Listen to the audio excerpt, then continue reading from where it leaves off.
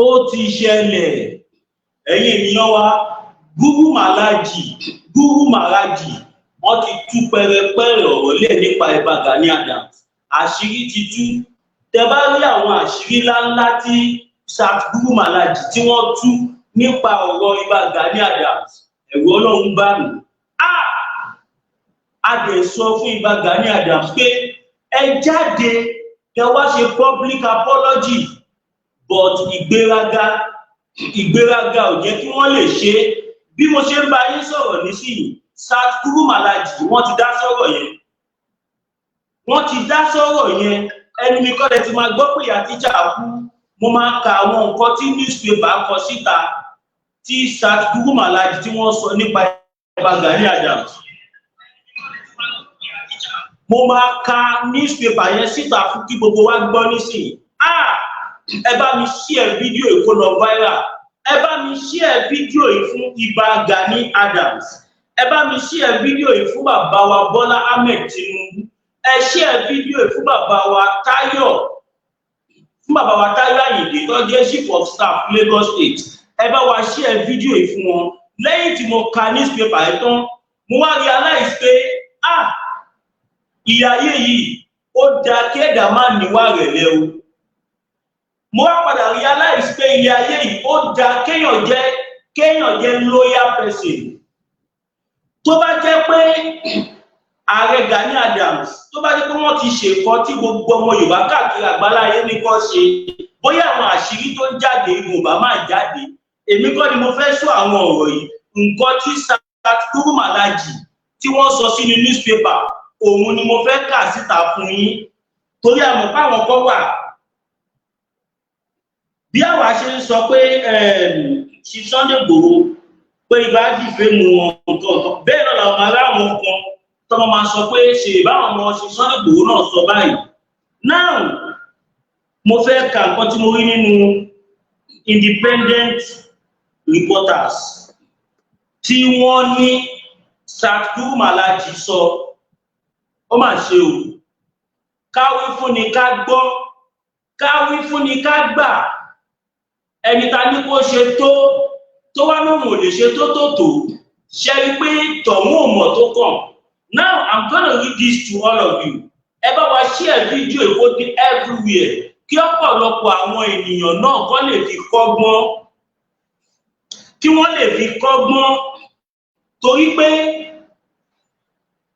àwọn ògo tó ń bọ̀ lẹ́yìn kí wọ́n lè fi ọ̀rọ̀ Ìbà Gani Adams fi ṣe àríkọ́gbọ́n torí wípé ìgbéraga ló máa ń ṣíwájú ìparun náà ẹ jẹ́ bẹ̀rẹ̀ sí ní kàkiri ìfúgbogbo ẹjọ́ ẹ bá mi share fídíò ẹ jẹ́ kó dé okùnrin tó yẹ kó dé newspaper ló gbé kò kí ń ṣèmi ni mo sọ mo fẹ́ kà kí gbogbo wa jọ gbọ́ nísìnyí now ṣé ń gbọ́ nǹkan tí mo sọ ṣá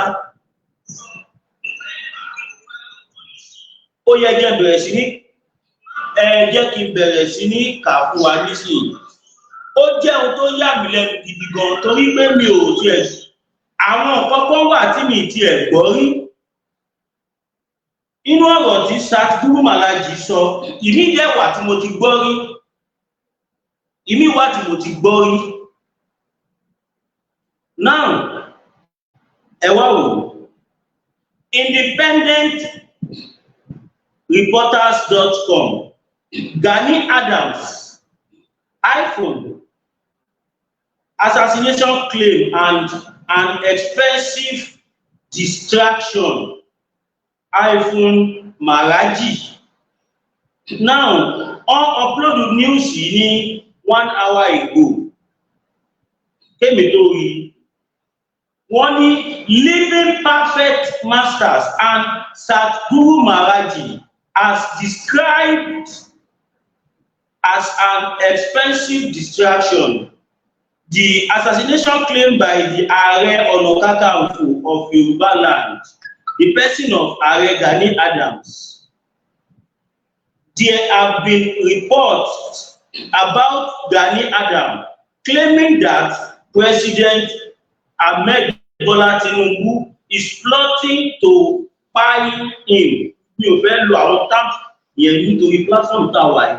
So tí bá ti sọ pé pie kẹ́rọ̀ kọ́ fẹ́ pé pie nìyẹn. Tinubu is plotting to plan and to buy him. Reacting to this, Maraji wondered why Adams would ever think of President Tinubu planning to buy him, asking of what substantial importance is Gani Adams in Nigerian political equation at federal level, where President Bola Tinubu now operates. Wọ́n wá gbé fọ́tò Ìbà Gani Adams àti Tinubu síbẹ̀. Tí gbọ́ kankan. This was contained in a statement by one Long family minister for information, Ojo Mogbadewa, and personally signed by Sat Maraji, made available to journalists in Ibadan. The statement reads, "It is imperative for me in my position as Divine Father, the Omoloju of Atala and Oduduwa incarnate, to intervene in this highly distasteful distraction. No human being is spotless, and this granite truth applies to Gani Adams and to whoever he claims is designing and spying projects against him. The political reality of Ahmed Bola Tinubu's status as President of Nigeria, the largest population of black people on the planet, transcends the patientness, the pettiness and parochial that leadership player in Nigeria are want to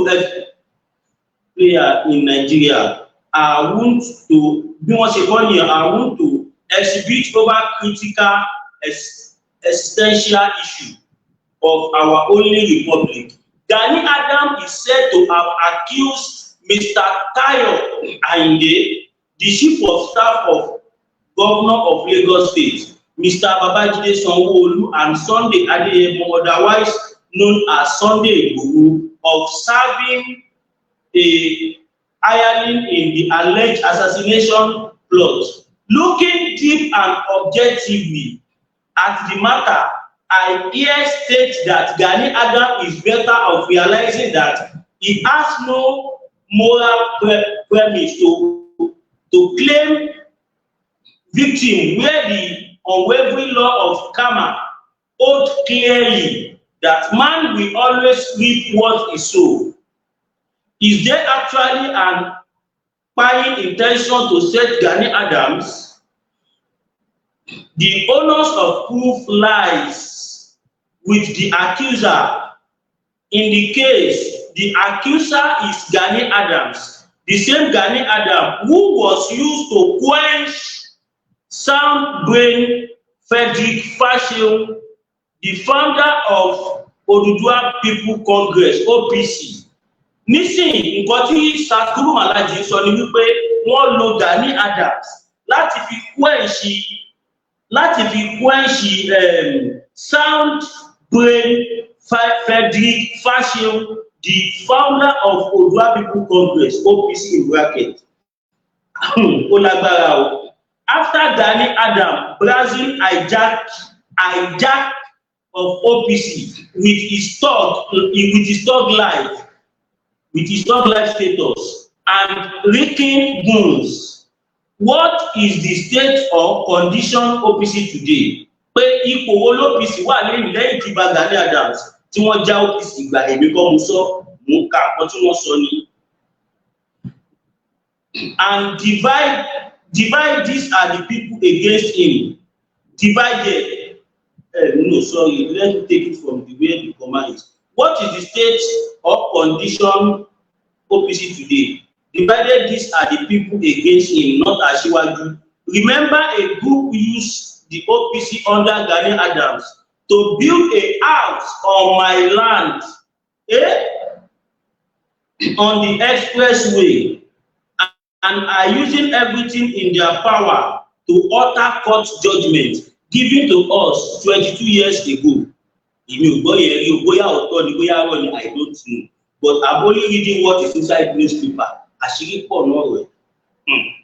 It appears Gani Adams has been settled to keep OPC ineffective and incapacitated, and now living large as the national coordinator of federal government-backed OPC against the interests of the Yoruba up to May 29, 2023.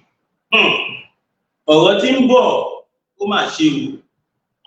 Ṣé rí nígbà míì tí Ọlọ́run bá fẹ́ bà tèèyàn jẹ́ á jẹ́ kéèyàn gbé wa ìgbéraga o. Èmi ò sọ pé Ọlọ́run ti bà anybody jẹ́, but I'm only saying my own. Ẹ̀yin tẹ́ ń bọ̀ lẹ́yìn ẹ fi lè kọ́gbọ́n. By whatever circumstances, we have Bola Tinubu as president of Nigeria, the high potential country that frontline international forces are bent on destroying. There is a big difference between the person and the president. If Bola Tinubu were not president of Nigeria, Gani Adams can very well rant his bye at him to any end of choosing. Gani Adams currently buying plot land is consistent with a past accusation of Sunday Igboho serving as the hitman who sent Bola to untimely sare. That accusation gathered disturbing dust across Southwest. Good enough, thorough and objective investigation was able to prove that Sunday Igboho has no hand in the buying of Chief Brigade. Gurumaraji ní pẹ̀lú gbogbo ìwádìí tí wọ́n ṣe nígbà yẹn, wọ́n rí pọ́wọ́ yìí ò tiẹ̀ kan bàbá wa sí Sunday Igboho rárá. Now, several years after Bola is passing, Gani Adams is declaring Sunday Igboho as agent of another unsubstantiated buying agenda, this time against him, Gani Adams.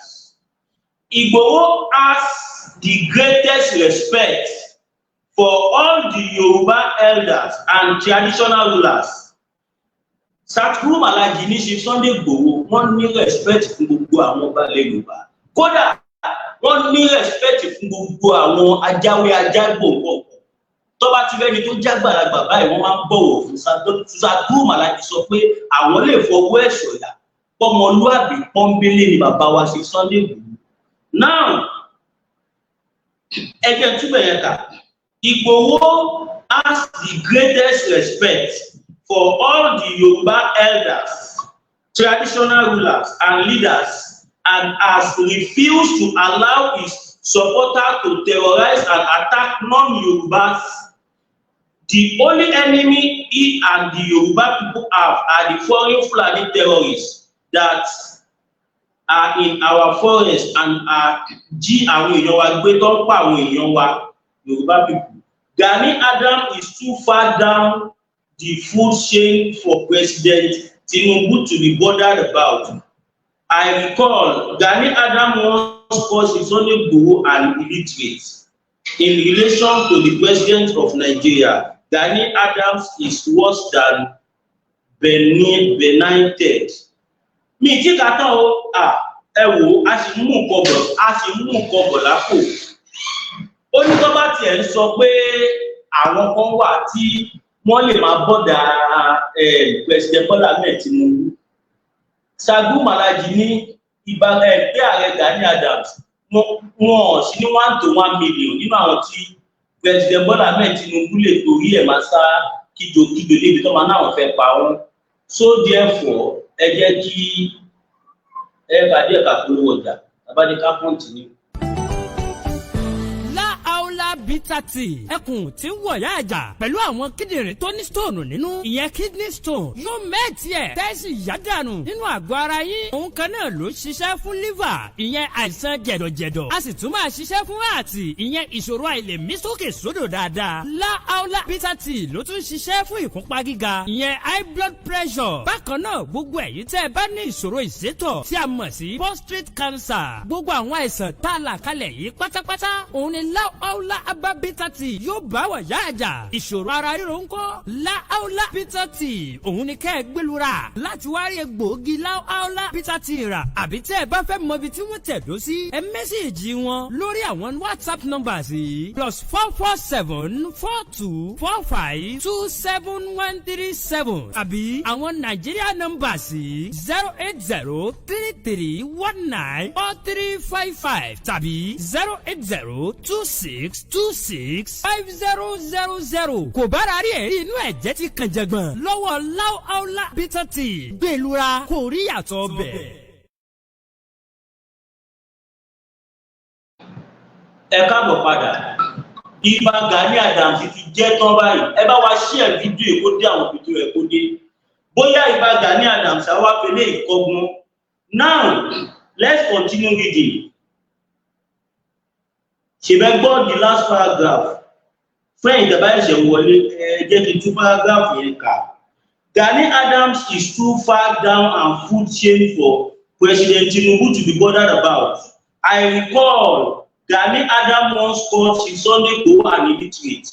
In relation to the president of Nigeria, Gani Adams is worse than benighted. About too much benighted here, and the comment section. I hold no brief for President Tinubu, but suffice to say that our current president has his good deed that should be highlighted over the kind of attitude we see and hear Gani Adams projecting. Wọ́n ní President Bola Ahmed Tinubu, wọ́n ní wà tó dáa tí Gani Adams lè gbé jáde ju kó máa fẹnu bà tí wọ́n jẹ́ lọ kó máa pè wọ́n ní all sorts of name. Well, it takes a man of good thoughts process to raise the sort of allegation that Gani Adams expects right-thinking member of the society to endorse against Mr. President without unassassinable evidence. Does Gani Adams know what it is or means to be the president of a country? Is he conscious of the grave implication of him, a political and mental act accusing Mr. President of planning to buy him? Of what substantial importance is Gani Adams in Nigeria's political equation at federal level where President Bola Ahmed now operates? Pé kí ni Gani Adams jámọ́ ta ni Gani ẹ̀mọ̀ kábàdéwò náà lóòótọ́ ẹ wò ó dà until Gani Adams is able to tender rock solid evidence to authenticate his allegation to the presidium of Obas, the 9 children of Oduduwas, not the public for consideration. I here recommend that his finger pointing at President Tinubu and Sunday Igboho and Kayo Ayinde should be regarded as one of his episodes of fleeting psychosis. Fleeting psychosis. Ẹ̀yin tẹ́ bá mọ̀ túmọ̀ ẹ̀ bá kọ sí comment section. Èmi kan mo sọ Gurumaraji ló sọ nípa Ìbà Gani Ààrẹ Ọ̀nà Kakanfò ilẹ̀ Yorùbá, which is the person of Ààrẹ Gani Adams. Gurumaraji gan ti wá sọ di tiwọn báyìí nísìnyí. Wọ́n dẹ̀ sọ kankan ìyẹn fi máa mọ̀ pé ọmọ Adéyẹmọ kì í ṣẹni tẹ́nì kọ́kọ́ lè máa gbẹ́ni nígbèkúgbè.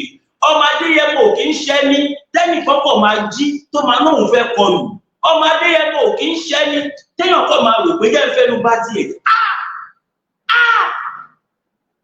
Ọmọdé ò mọ̀gùn ó pè lẹ́fọ̀ọ́.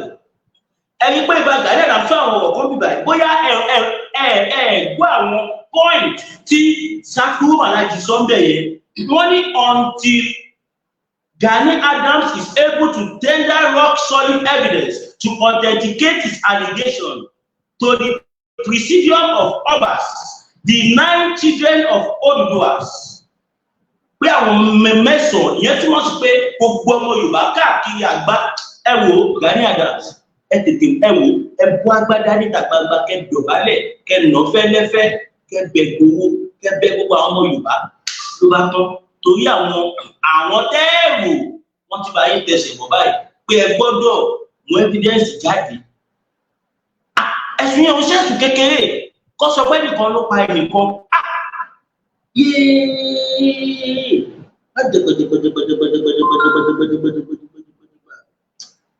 Ibà Gani Adams ẹ má jẹ́ kó sọ pé orí yín làwọn Ààrẹ Ọ̀nà Kakanfò ti bẹ̀rẹ̀ sí ní ṣẹ̀wọ̀n àbí lọ́ ti lọ sílé ẹjọ́. Kò sí ààrẹ kankan tí wọ́n gbé lọ sẹ́wọ̀n rí.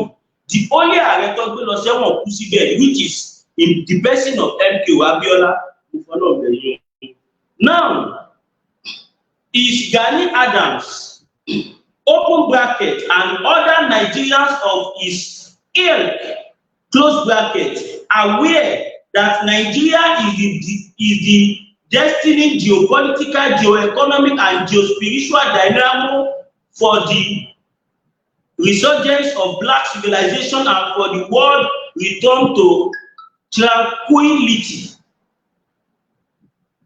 At this level of consciousness, national survival ranks far higher in importance than the pedestrian proclivities, the kindergarten question, and the childish claim that excite and aggrandized Nigeria of the Gani Adams typology. Ẹ mọ̀ pé mi ò gbé ìlú ọmọ Yorùbá ni mí, Yorùbá la máa ń sọ. Gani Adams ẹ wò ó tó bá ń sọ pé kò sí ọ̀pọ̀ wọn ń tàn yín ní òun. Ẹ lọ dọ̀bálẹ̀. Ẹ ṣáà gbá àwọn òyìnbó láńlá tí Gurumaraji kọ. Killer only childish claim that excite the aggrandized Nigeria of the Gani Adams typology. Besides, mo fẹ́ jẹ́ kẹ́ gbọ́ bí báyìí o. Mo fẹ́ jẹ́ kẹ́ gbọ́ bí báyìí. Gurumaraji sọ̀rọ̀ kan bí báyìí. Tọ́pọ̀lọpọ̀ àwọn èèyàn náà ti rò. But a lè sọ kó má dàbí pé òótọ́ nìkan tó sọ nípa ti Sunday Igboho. Gurumaraji ní besides as Ààrẹ Ọ̀nà Kakanfò, close bracket, Gani Adams should not be heard expressing fear of death or of assassination. Was he not fortified? Wọ́n ní ṣé wọ́n dira fún wọn nígbà tó fi wọ́n jẹ oyè Ààrẹ Ọ̀nà Kakanfò. Pé ṣó yẹ ká Ààrẹ Ọ̀nà Kakanfò máa bẹ̀rù pé kó máa bẹ̀rù kó àbí nǹkan ẹjẹ́ ìtòkà. Besides, as Ààrẹ Ọ̀nà Kakanfò, and Gani Adams should not be heard expressing fear of was he not fortified in line with the ancient spiritual tradition of Yoruba land as it relates to the installment and substance of its supreme warrior? If he truly was,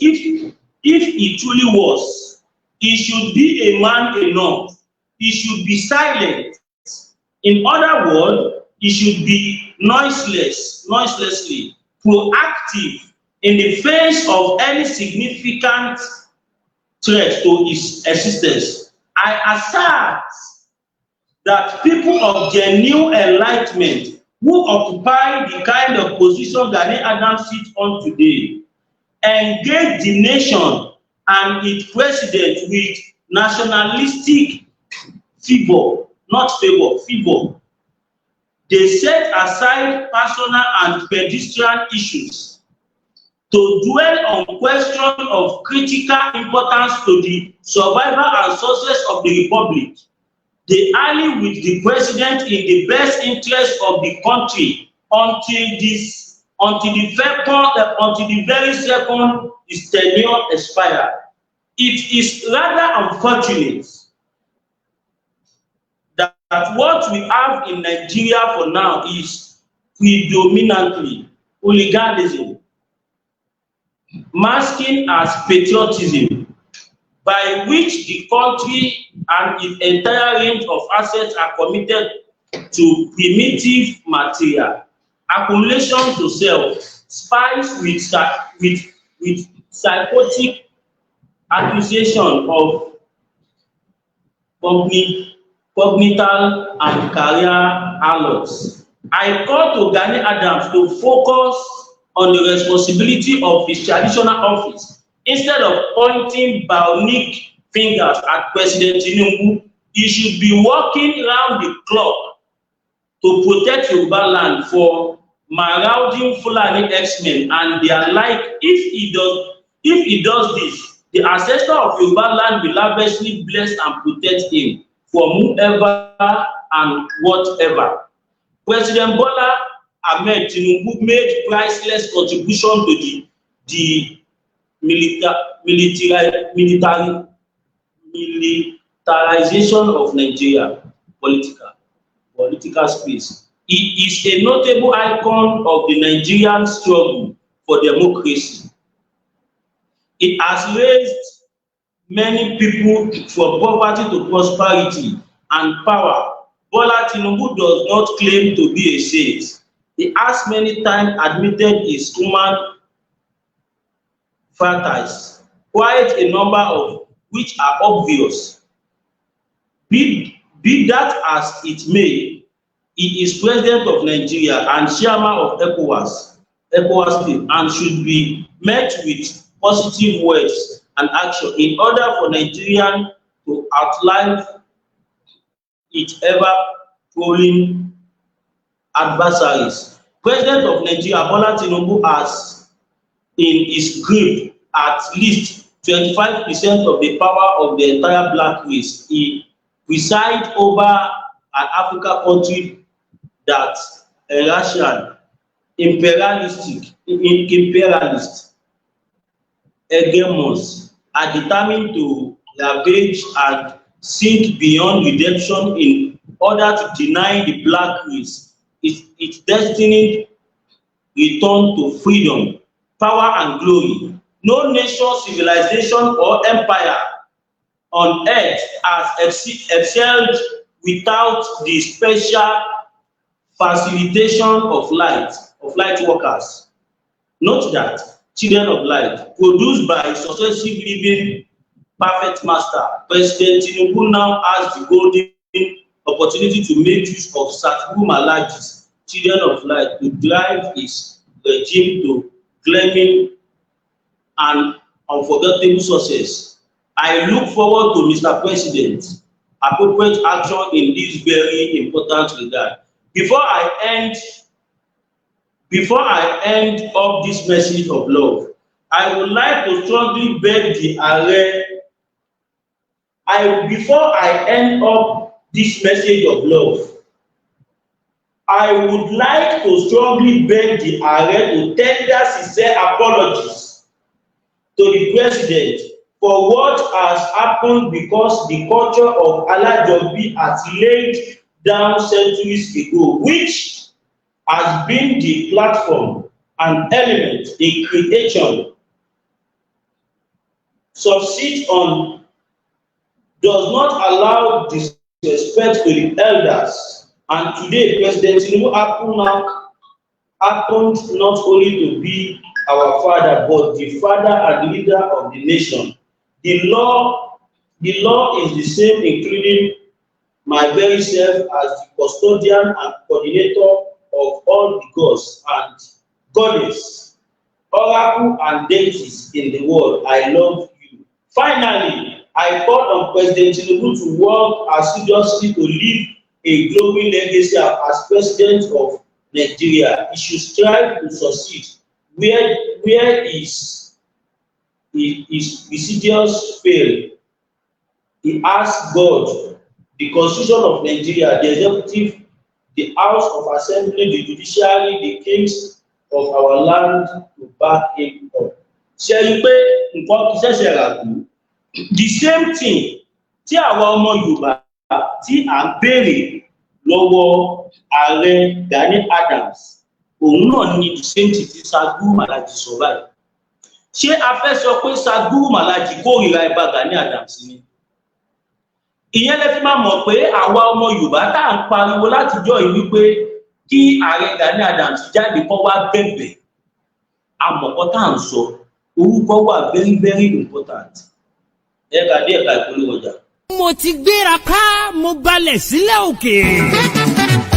Kentos Venture. Èmi ni wọ́n pè ní Mr. Jáwọn sí. Torí ẹ̀ ni mo ṣe wá já gbogbo ẹ̀yàn aláfẹ́ ọ̀tọ̀ kùlùlù. Àtẹ̀yàn ọmọ orílẹ̀-èdè Nàìjíríà tẹ wà lókè òkun sí pápápá nípa Kentos Venture. Torí wípé àjá tán, ó máa ń dájà sílẹ̀ ni. Mi ò fẹ́ kẹ́ ẹ máa mísì Nàìjíríà jù. Ǹjẹ́ mọ̀ pé gbogbo àwọn oúnjẹ orílẹ̀-èdè Nàìjíríà lọ́lọ́kan òjọ̀kan bíi rice, ẹ̀wà, òróró, gàrí, iṣu, ẹja gbígbẹ tó ṣàpọ̀pà, èlùbọ́ gidi ni àbílá fún báwo lẹ ṣe fẹ́ sí. Gbogbo ntẹ́ ẹ fẹ́ lójú kan ló wà ní Kentos Ventures. And also for beauty pageant, we also sell jewelries, waist beads, wigs, and so on at Kentos Ventures. Iléeṣẹ́ Kentos Ventures wà ní 45 Middleton Garden, Manchester, M241AB. Ládojúkọ Middleton Bus Station, Manchester. Fún àlàyé lẹ́kùnrẹ́rẹ́, ẹ pè sórí nọ́mbà yìí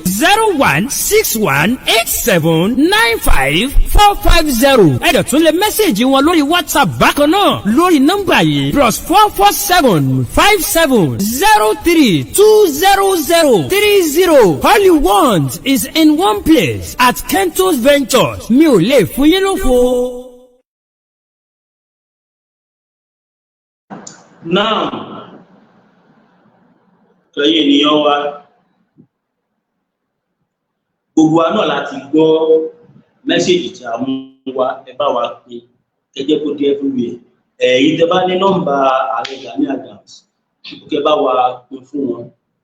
Kí àwọn náà gbọ́, bóyá tó bá tún gbọ́ ọ̀rọ̀ lẹ́nu Sir Gurumaraji, bóyá wọ́n tún máa ní second thought, omi tó tẹ́ ìwọ ìpínlẹ̀ rẹ̀, torí kò ní make sense.